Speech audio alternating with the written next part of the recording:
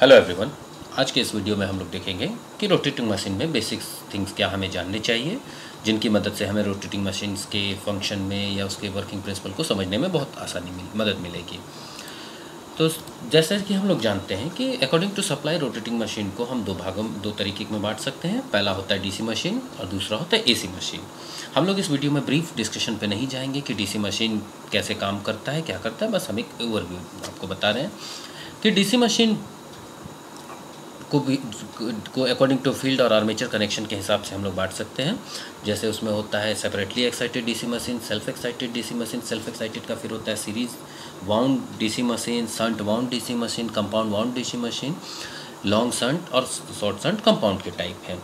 ये जो फील्ड और आर्मेचर का कनेक्शन है, इन दो के कनेक्शन के हिसाब से सीरीज शंट कंपाउंड को कनेक्शन किया जाता है और इनको डिफरेंट नाम दिया जाता है। कंपाउंड सीरीज और शंट का कॉम्बिनेशन है। इसी तरीके से एसी मशीन में होंगे इंडक्शन मोटर, सिंक्रोनस मोटर और ट्रांसफार्मर।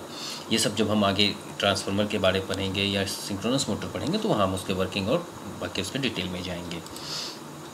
अब हम लोग देखते हैं कि क्या क्या बेसिक कंपोनेंट रोटेटिंग मशीन में होते हैं। तो हर एक रोटेटिंग मशीन का आउटर पार्ट होता है जिसे स्टेटर कहते हैं और इनर पार्ट होता है जिसे रोटर कहते हैं।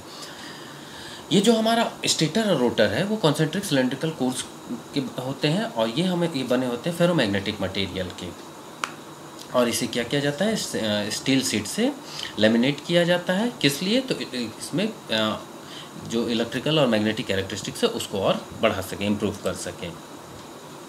रोटर और स्टेटर के बीच में जो गैप होता है उसे हम एयर गैप कहते हैं। ये हमें एयर गैप मिनिमम से मिनिमम रखना होता है रोटेटिंग मशीन में। एयर गैप जितना ज़्यादा होगा फ्लक्स का लॉसेस हमारा उतना ज़्यादा होगा।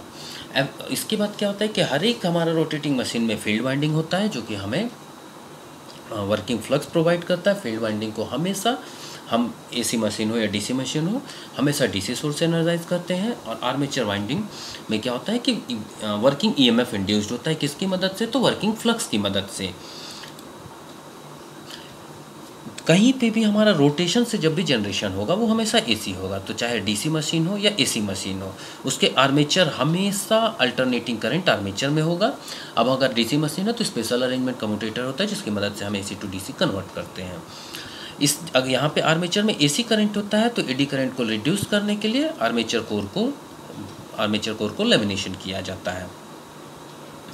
और जितने तरीके का हमारा एसी मशीन होगा उसे कूलिंग के लिए एक्सियल और रेडियल वेंटिलेशन डक्ट्स प्रोवाइड किया जाता है। तो ये जो मैंने वीडियो बनाया इसमें जो बेसिक्स थिंग्स मैंने दिखाया ये JV गुप्ता के बुक से मदद लिया है। तो अगर आप चाहें तो ये चीज़ JV गुप्ता के बुक से भी देख सकते हैं। और अगर इसमें और कुछ जानना हो तो आप मुझे कमेंट के थ्रू पूछ सकते हैं। Thank you.